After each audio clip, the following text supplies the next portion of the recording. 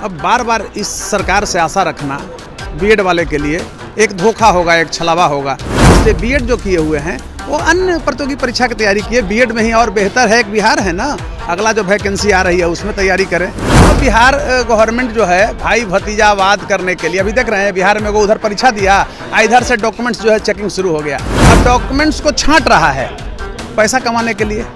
जिस तरह से खेल चल रहा है, ऐसा कहीं होता था?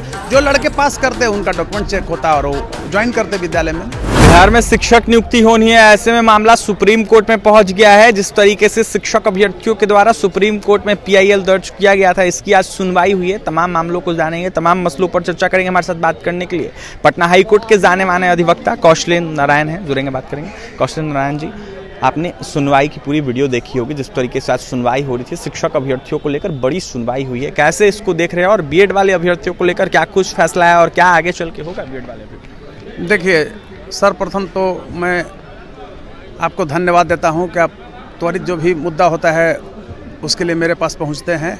तो मैं एक चीज़ स्पष्ट कह रहा हूं कि वहां सुनवाई का कोई वीडियो मैंने अभी तक नहीं देखा है आज का, स्पष्ट। रही बात ये, मेरा वहां जो वकील लोग हैं उनसे बात हुई है कि उन्होंने, कोर्ट ने डायरेक्शन दिया है स्टेट गवर्नमेंट को कि आपको कोर्ट का आदेश को पालन करना है। तो उसके तहत अब आगे की रणनीति सरकार यहाँ क्या बनाती है अब जान ही रहे हैं। मैं बार बार कहता हूँ कि बिहार सरकार कॉन्स्टिट्यूशनल ब्रेकडाउन करा दिया है।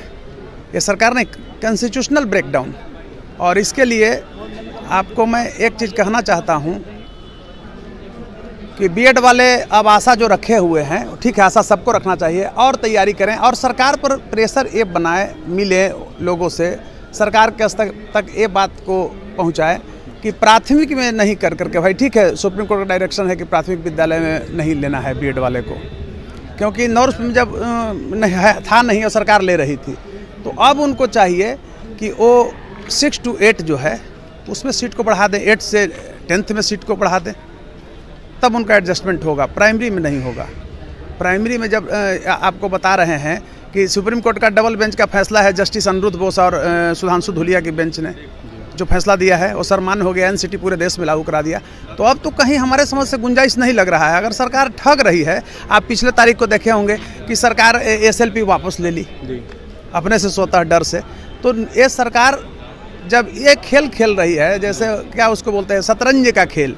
बार बार मैं कहता हूँ कि बिहार में कॉन्स्टिट्यूशनल ब्रेकडाउन है, कोई नियम कानून से नहीं है, धजिया उड़ा हुआ है, चाहे किसी विभाग में। शिक्षा विभाग तो और स्थिति है, क्योंकि भाई चांसलर जो है से पी गया करोड़ों अरबों रुपया। अभी मुजफ्फरपुर के भाई चांसलर ने रिसर्च कराने के लिए एजुकेशन विभाग में, आपको मैं बता रहा हूँ, शायद मुझे जहाँ तक 250 लड़के को 10-10, 12-12 लाख रुपया लेकर के एक्सपीरियंस सर्टिफिकेट का विदाउट पीआरटी टेस्ट रजिस्टर्ड कर लिया। वो लड़के यूपी से फेंक दिए हैं एक्सपीरियंस सर्टिफिकेट। तो हमारे समझ से लगता है कि अब बार बार इस सरकार से आशा रखना बीएड वाले के लिए एक धोखा होगा, एक छलावा होगा। इसलिए बीएड जो किए हुए हैं वो अन्य प्रतियोगी परीक्षा की तैयारी किए, बीएड में ही और बेहतर है। एक बिहार है ना, अगला जो वैकेंसी आ रही है उसमें तैयारी करें। जिस तरीके से आज सुनवाई हुई सर, कहा यह जा रहा है कि सुनवाई में जो जज सुनवाई कर रहे थे उनके द्वारा कहा गया है कि तमाम अनेक राज्य मान रहे हैं सुप्रीम कोर्ट के फैसले को, ऐसे में बिहार को भी इस फैसले को मानना चाहिए। देखिए, मानना तो चाहे, बार बार मैं कह रहा हूँ भाई कि फैसला तो पूरे देश के लिए होता है। बिहार, यूपी और राजस्थान क्या होता है, जब सुप्रीम कोर्ट का जब फैसला है तब पूरे देश में लागू होता है। तो बिहार गवर्नमेंट को भी मानना चाहिए। अब बिहार गवर्नमेंट जो है भाई भतीजावाद करने के लिए, अभी देख रहे हैं बिहार में वो उधर परीक्षा दिया, इधर से डॉक्यूमेंट्स जो है चेकिंग शुरू हो गया। अब डॉक्यूमेंट्स को छांट रहा है पैसा कमाने के लिए। जिस तरह से खेल चल रहा है, ऐसा कहीं होता था? जो लड़के पास करते उनका डॉक्यूमेंट चेक होता और वो ज्वाइन करते विद्यालय में। लेकिन यहाँ तो कुछ है नहीं, अंधेरी नगरी है, चौपट राजा है, टकेसर खाजा टकेसर भाजा। तो कहने का अभिप्राय मेरा है कि बीएड वाले के लिए बहुत गुड इंडिकेशन नहीं है इस वैकेंसी में। न्यू जो ये वैकेंसी है इसमें अब इनकमिंग फ्यूचर क्या होगा मैं क्लियर रूप से नहीं बता सकता हूँ, लेकिन इसमें उनके लिए अच्छा नहीं है।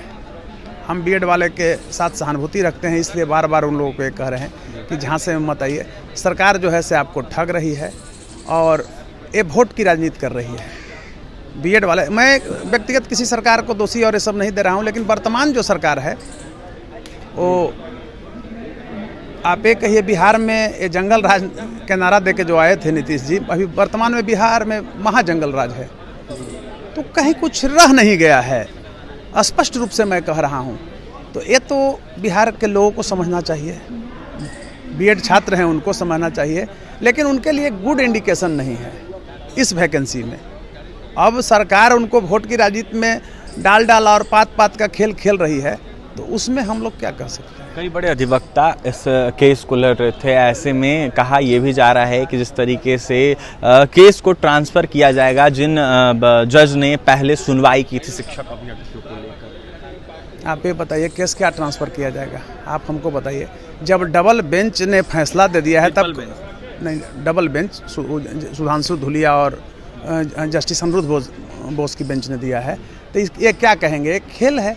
जो फैसला हो गया। अब उसमें बहुत बढ़िया मतलब बीएड वाले के लिए नहीं है, और सरकार तो हमेशा हारी है। ये तो मतलब एक खेल खेलता है। अब इसमें होता है क्या कि अफसरों को भी दिल्ली में भाई रहने के लिए खर्च, पूरा बजट, ये तो सरकारें का बजट खर्चना होता है। बड़ा होटल में ठहरते हैं, फ्लाइट से जाते हैं, यहाँ बिहार में पब्लिक से मिलने के लिए उनको साहब खा रहे हैं, जा रहे हैं, ये है, लेकिन वहाँ जाने के लिए उनको फुर्सत रहता है।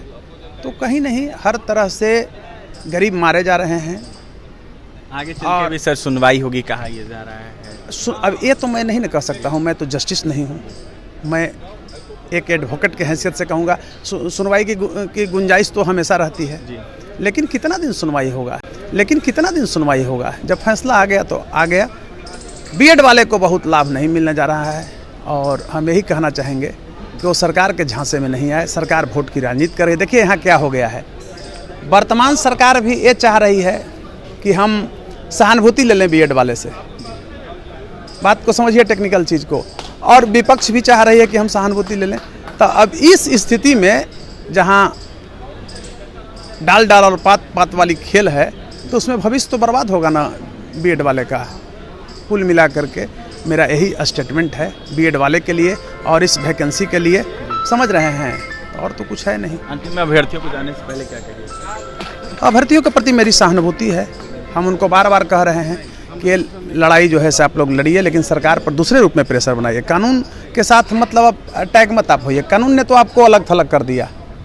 अब सहानुभूति है उनके प्रति, और वो लोग सरकार पर प्रेशर बनाए कि जो 6 to 8 जो वैकेंसी है, 8 से 10th है, उसमें कर लें। देखिए, सरकार पर प्रेशर बनाया, ना कि कानून पर प्रेशर बनाया, ना कि कोर्ट पर प्रेशर बनाया अभ्यर्थी कौशलेंद्र नारायण पटना के हाई कोर्ट के जाने माने अधिवक्ता थे। क्या कुछ कहे तो शिक्षक नियुक्ति को लेकर, आज की सुनवाई को लेकर आपने सुना है। अभ्यर्थियों को टाल मटोल किया जा रहा है, परेशान किया जा रहा है। अभ्यर्थी खुद परेशान ना हो, ऐसे में जो वैकेंसियाँ आने वाली है 6 to 8 को लेकर या फिर 9 to 10 को लेकर, उसका इंतजार करें, सरकार से मांग करें, और सरकार से इसकी मांग करते हुए अभ्यर्थी तैयारी करें। फिलहाल और भी तमाम खबरों को लिए NBC 24 के साथ बने रहे। पटना से सहयोगी पंकज के साथ अभिषेक की रिपोर्ट।